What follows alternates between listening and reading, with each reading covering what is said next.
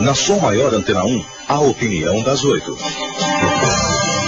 Oferecimento Santec Resíduos, Aterro Industrial e Sanitário, RF Sul Caminhões, sem concessionário Volkswagen Caminhões e Ônibus, e Royal Criciúma Hotel, conforto para grandes negócios, Fone 3045-2001. Hoje a opinião das 8 é com o filósofo Lúcio Tacter. Alô Lúcio, bom dia. Bom dia, Jafa. Tudo bem? Tudo bem. Onde é que o senhor está? Acabo de chegar de Salvador, Bahia. Fui conversar com os filósofos baianos. E imagina que eu chego em casa e estamos com 4 graus aqui em Porto Alegre. Um dia amanheceu, o aeroporto aqui está fechado para pouso, para decolagem. É um inverno anunciando com muita força, né? Há muito tempo que a gente não tinha um frio aqui assim forte.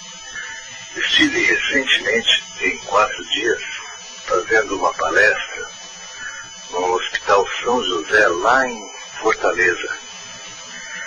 E estava falando para pessoas, para voluntários, médicos, enfermeiros, assistentes sociais, psicólogos e também alguns filósofos que trabalham num serviço voluntário com pessoas que têm o HIV, mas que já desenvolveram a infecção, portanto, desenvolveram a AIDS e se encontram em estado terminal.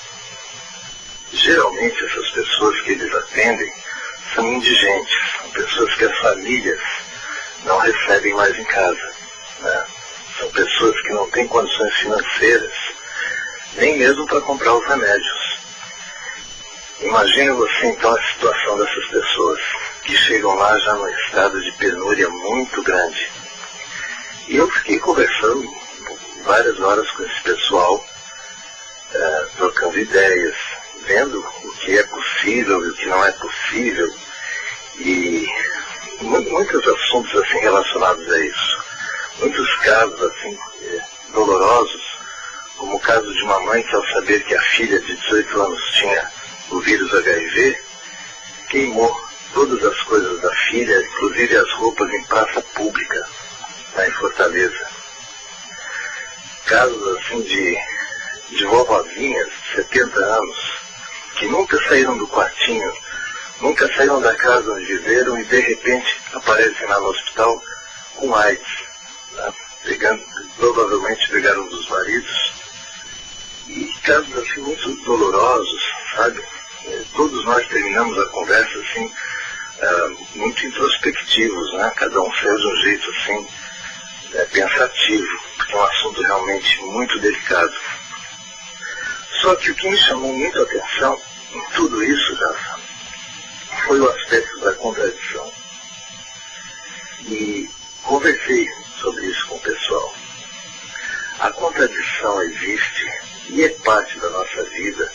Não há por que a gente negar a contradição, o paradoxo, e lidar com isso é um dos fenômenos com os quais nós nos deparamos no dia a dia, nas nossas coisas, né? E olha, as contradições elas estão por toda parte. Eu falo isso porque é uma das maneiras de entendermos por que famílias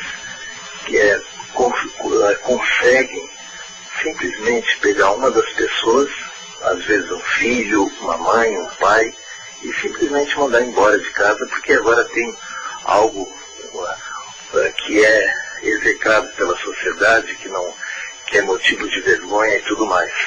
Quer dizer, uma aparente contradição. De repente todo o amor que havia, toda a consideração que havia, vai por água abaixo. Como entender essas contradições? Primeiro, que elas já vêm de longe, né? Olha, se você pegar, por exemplo, os livros sagrados da humanidade, os grandes homens da humanidade, você já vai ver inúmeras contradições ali.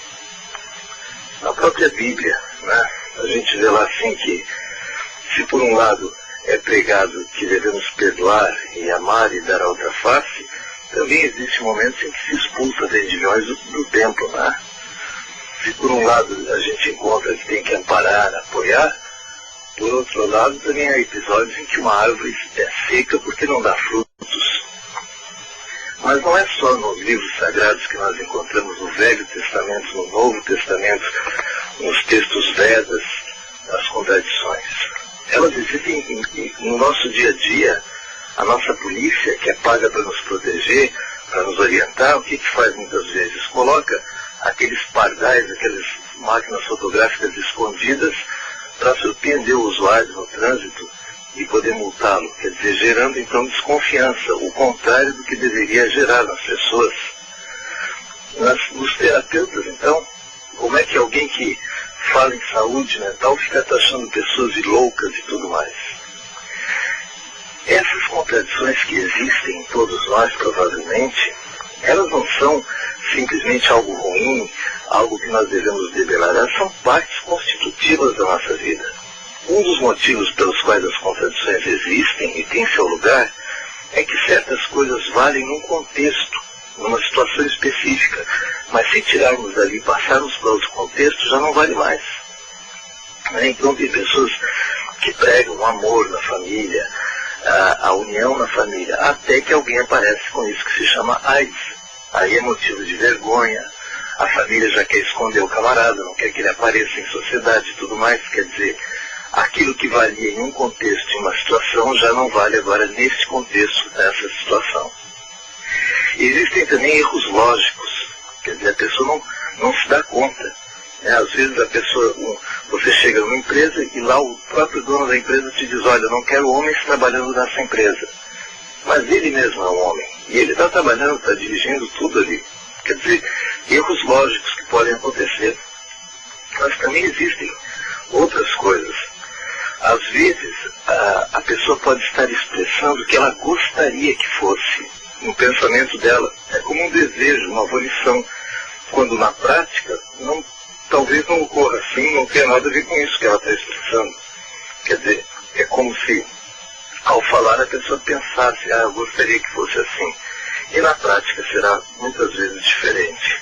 Eu muitas vezes me pego em contradições, né, e fico vendo, puxa, olha que interessante o que está acontecendo.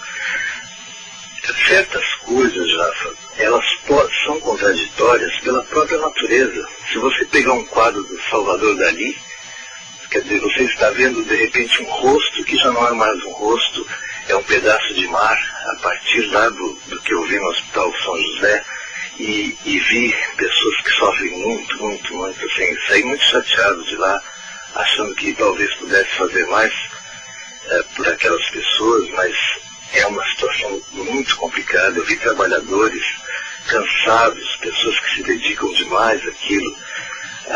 Uma senhora estava ainda com lágrimas nos olhos porque um rapaz tinha acabado de falecer, pedindo para ela que fizesse alguma coisa, que ele queria continuar vivo. Mas também há outras pessoas que imploram para morrer naquele local porque não gostam mais do mundo, não gostam mais das pessoas e nem mesmo delas mesmas.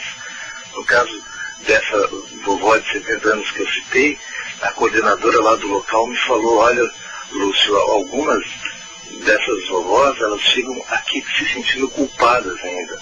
Elas não fizeram absolutamente nada e ainda se sentem culpadas. Então, eu acho que em tudo isso, desde as famílias, que também não podem ser crucificadas por uma ação como essa, um entendimento de que a contradição é parte de nós, talvez suavizaria um pouco o coração de todos nós, né?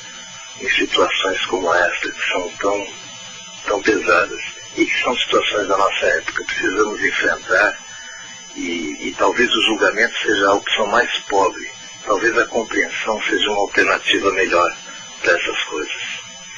Quero agradecer a você, Jafa, e aos nossos ouvintes, e na próxima quinta-feira voltamos a conversar.